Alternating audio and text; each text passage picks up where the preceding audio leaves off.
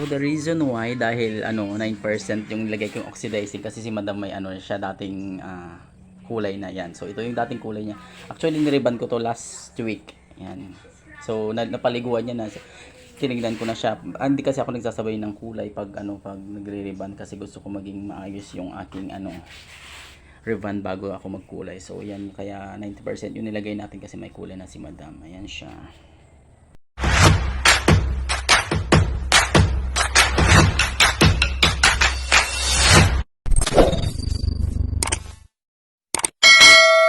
So yun nga, kaya mga today's video is may kukulayan tayo. Yan, as you can see, yung remote na gamit ko. So binuksan ko lang siya. Ayan, so ganyan lang. Yan yung 7.31.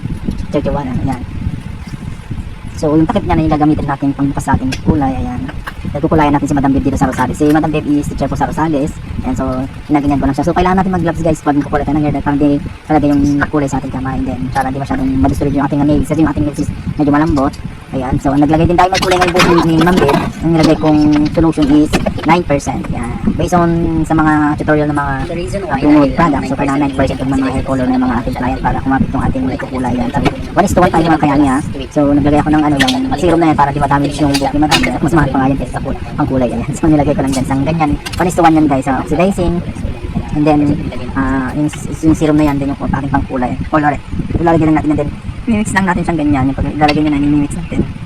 Halo-haluin lang natin guys. Ayan. So, ganyan natin paghahalo. Ayan. Para mag-mix mabuti yung gamot, yung kulay, and yung solution. So, today's video mga kayami, ito si Ma'am Deb taga Rosales yan. Teacher siya ng Rosales. Last week niriban ko to kasi sabi ko sa kanya, bago ko natin kulayin na Madam Deb is ribanin ko muna. So, after 1 week, binalikan ko siya. Ayan.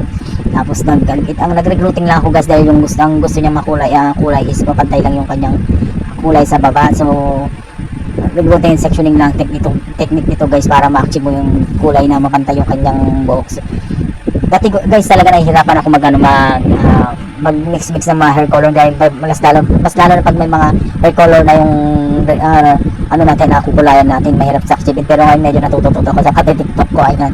Pero hindi naman ako magawan sa ganitong larangan dahil medyo matagal na rin ako nag-ganito. Trabaho din ako ng 4 years sa salon dito sa amin sa Bagsakan. So kung nakikita nyo, ganyan ako mag-section. Ewan ko ako na mag-section talaga. Parang kahit sa magpapansya ko, ganyan ako. Ako talaga. Kailangan mo lang isang i-massage para kumapit yung gamot mo.